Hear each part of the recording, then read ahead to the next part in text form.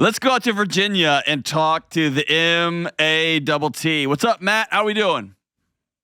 Hey, Dr. John. Thanks for taking my call, man. Pretty excited, pretty nervous. Oh, don't be nervous. I'm excited, but don't be nervous. All right, so what's up, dude? No, I'm nervous because my girlfriend's going to listen to this because she's the reason that I'm listening to you and called you. And all right, choose your words carefully. Her, man. Choose your words carefully. What's up? Yeah, she knows about it. So I'll jump to the question and then circle back. It's because of a call that you took last week about the guy who wanted more communication, and I identified with him a lot, and you told her to run. So my question is, am I that guy? Also, am I asking too much? And if so, how do I make peace with the relationship where our communication styles are so different and I don't get as much as I want? And there's lots of background. Yeah, so you could do a 10-part series on us, man. She would love it. Oh, man, I appreciate your call. So, hey, Kelly, can you fill me in on that? Matt, we record these sometimes up to a month apart, so I don't remember that call. I think it was the one that he's talking about is the woman called in and if she didn't text her boyfriend first thing in the morning, communication all day long, and if she didn't text by 9, he was mad. Yeah. Okay. So moving the goalpost, you better run, girl. That kind of one. Yes. Okay. So you're that guy sounds like you, right? A little bit. We diverge in some areas, but yeah, the feelings of being an afterthought. I mean, I don't need calls every 10 seconds or anything crazy, and I don't need detailed lists of what she does, but I do feel like there's such a huge gap in our communication, and I have also moved the goalpost, but to use a football analogy, I moved them closer. I don't ask for 10 yards for a touchdown. I just want her to hike the damn ball. I'll give her a touchdown. Well, and I feel like Go ahead. Oh, I said I feel like every time I ask for less and less because she says she can't give more, I ask for less and less, and she still says nope, too much, nope, too much, nope, too much, and it's tough because it's.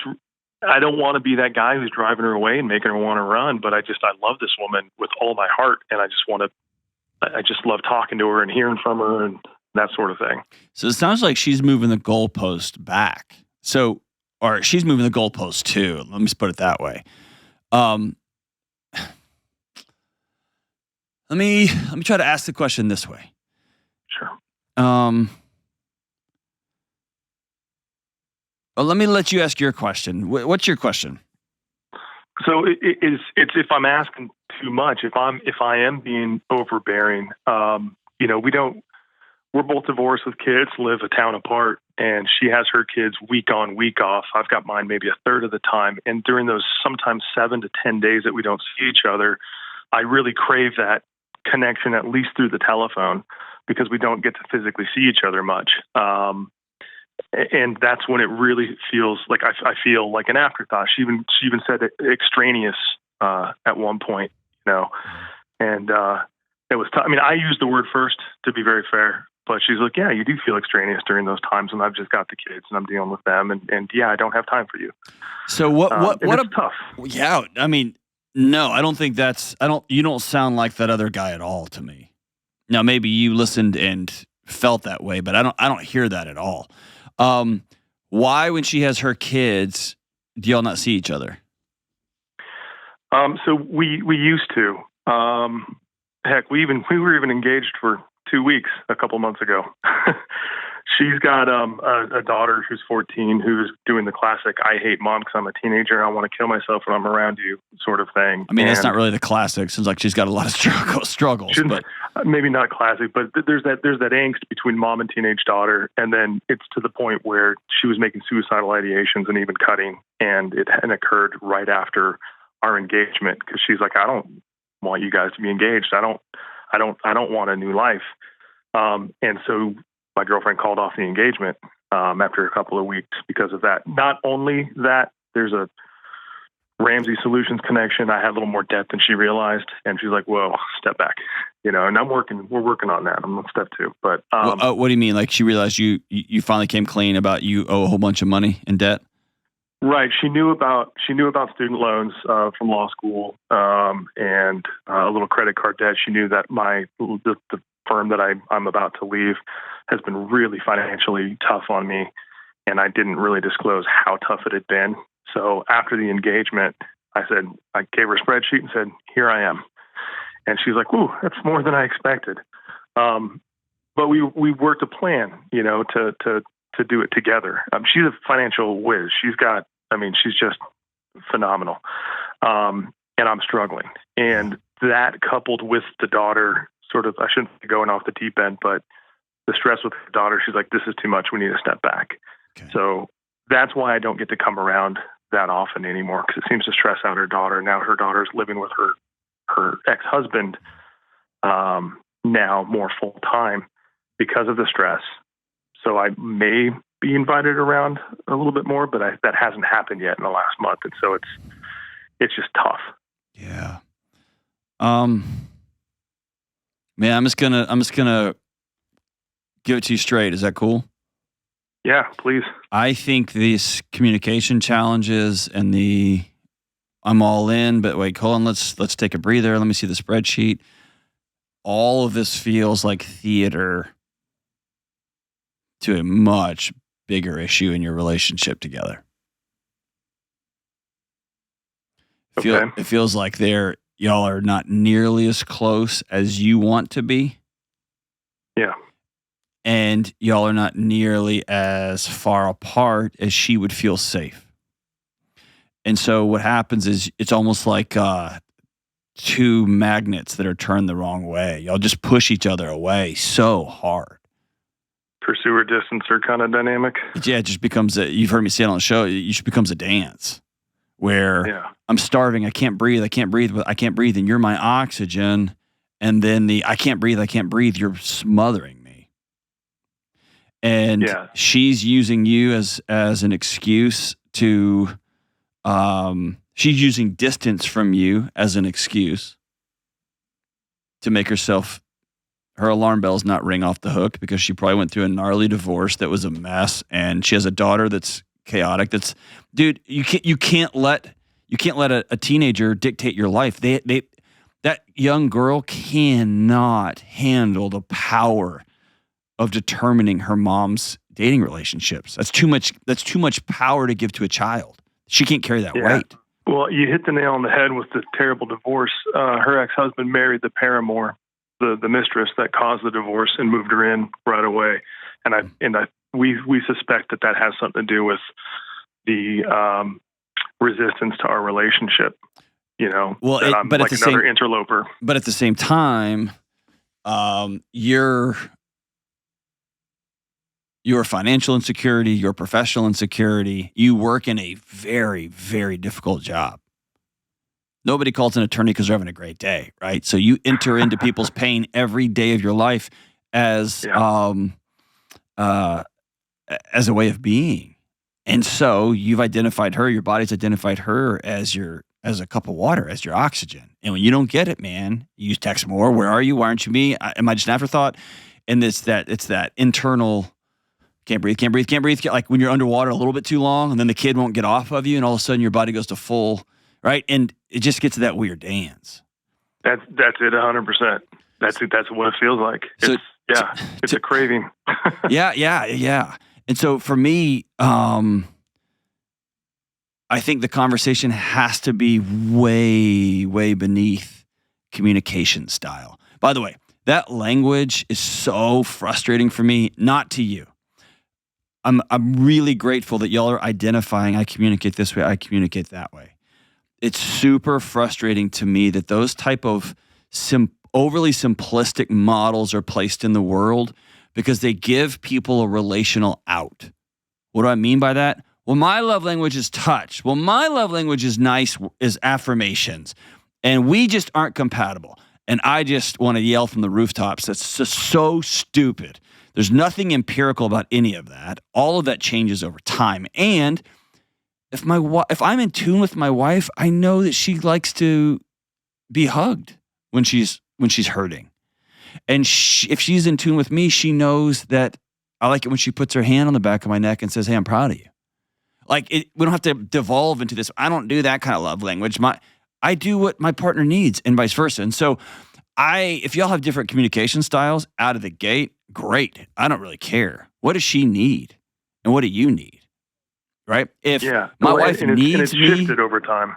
that's the thing. It always moves, right? What's important is that every month you say, hey, dude, I'm getting ready. It's getting super stressful at work. And like just a quick hello in the morning, like it changes the whole nature of my day. Would you love me enough to say hello? And she'd be like, yeah, I got that. And if she can't do that, then your relationship has much bigger issues in it. Or if she says, hey, dealing with my daughter in the morning is so difficult. And every morning I wake up in a panic that she's even still alive or that there's blood on the sheets again. And like just the thought of having a chore to do, which is I got to make sure I call him back 3 times. Can I call you when I get to work? And you'd be like, yeah, absolutely, babe. That'd be awesome. But until y'all have that level of conversation, it's just going to be this ping pong match of, well, you did this, well, you didn't do this. And it just becomes theater for the deeper issues here. Yeah. And it sounds, and by the way, the scariest thing for somebody who went through a bad divorce, who is scanning the environment 24/7, 365 for am I safe, am I safe, am I safe, is finding out that the person that they almost went all in on didn't tell them the full truth.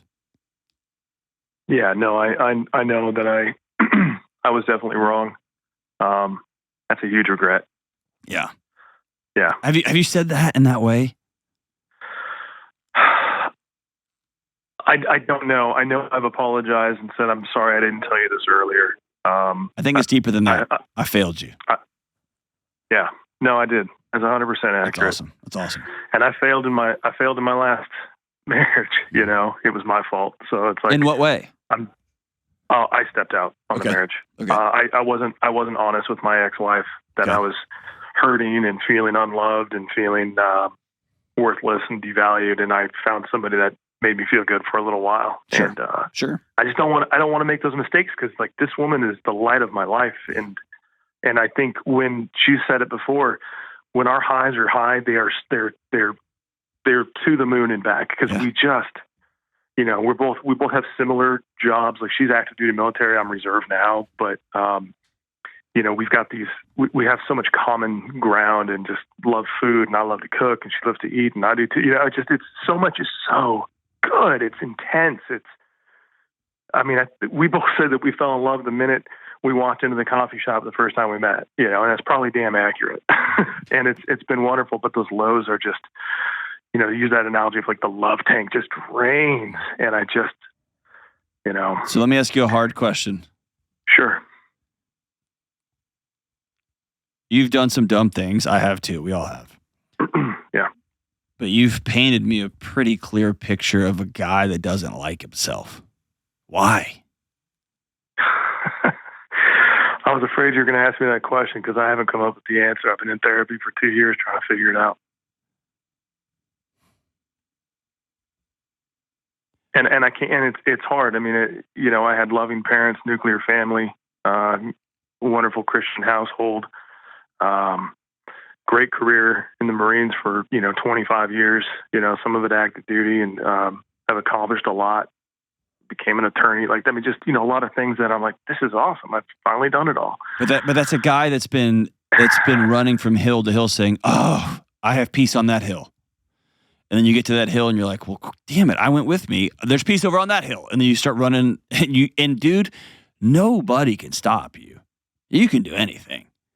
If you get out of active duty military after 25 years and you go to law school with all those kids and you get out and start practicing, no one can stop you. You can do whatever you want. But that sounds like a guy that's running from himself. Yeah. And if you expect any woman to fill that, or that doomed statement that Tom Cruise whispered across the room, if you're waiting for somebody to complete you, dude, that they're ultimately not going to be able to carry that weight. I'm afraid that's what I'm putting on her. I want her to compliment me, not complete me. And I'm afraid I'm the only way that can happen. That's a beautiful sentiment. The only way that can happen is if you recognize that your oxygen comes from within your chest, not from her. I don't like my oxygen. I know. But I'm telling I you, wish I knew why. as an outsider, it looks good. I appreciate that. So what if this? What if instead of going to a therapist and just talking and talking and talking and talking, what if you began practicing liking yourself? And that sounds so cheesy. I'm going to tell you something that my counselor made me do. Okay? Okay. And it melted me. Ugh, and I'm tired today, and so I'm probably going to get choked up talking about it. So she called me out once. I don't know if I've talked about it on the show or not, but she called me out once. And she said, she's an oracle, right? She said, "Oh my gosh, you don't like you." And I was like, "Yes, I do." Like, "No, you don't." I was like, "I do." And she said, "Say it. Say the words, 'I love this guy.'" And I started laughing. I was like, "I'm not saying that." And she goes, "Say it." And she goes, "Just say it. Say it to me. 'I love this guy.'" You know, she made me make a fist and put it in my chest and say, "I love this guy." Ultimately, I couldn't do it. Yeah. It was the strangest out-of-body experience. Dude, I couldn't do it. And she goes, "There it is."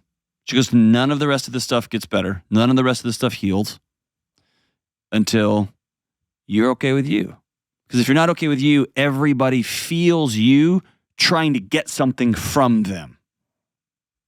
And some people want that.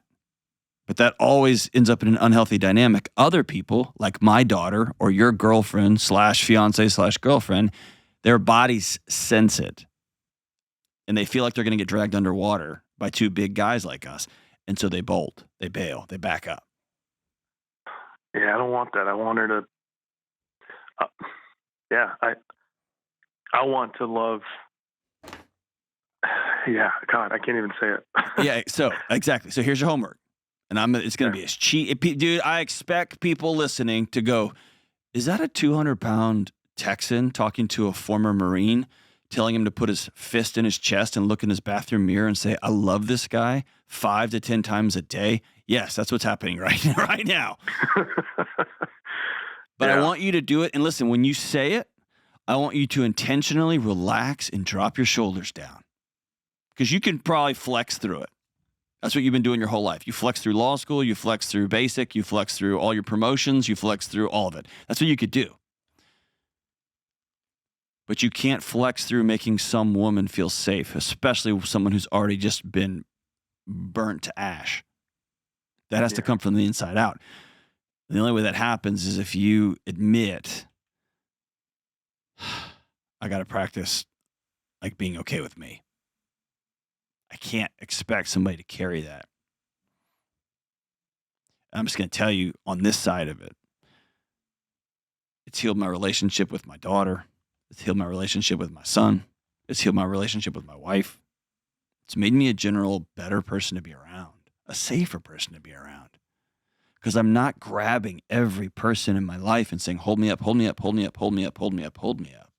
I'm able to walk into a room safe, whole, on my own 2 feet and look around and say, "How can I love each and every one of you?" And hey, here's what I need to be loved, guys. I'm just going to put that out there. Man, that's a totally different dynamic. So starting today, I want you to put your chest in your hand and look in the mirror and say the words, "I love this guy." And I want you to do that every day for the next 30 days. And then tell your wife or tell your fiance, maybe your wife one day, girlfriend, "I've been expecting you to hold me up, and I'm sorry.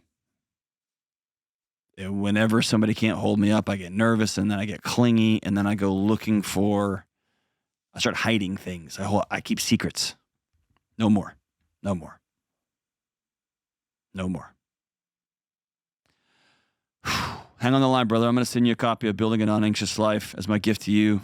Read that, dude, and it'll give you a road map from point A to point B. I'm going to start living into these things as I practice learning to be okay with myself. And it's good to go to counseling, dude. Go talk to somebody. But let's just stop the loop. Let's start really honing in. I love this guy. This guy's safe, and this guy can do hard stuff. This guy can take care of people, and this guy's okay saying what he needs out loud. Whew. Do you love me too? And then, dude, we'll deal with the communication stuff on the back end. But let's start at the root. I'm proud of you, brother. Proud of you. And tell the truth, Matt. Tell the truth.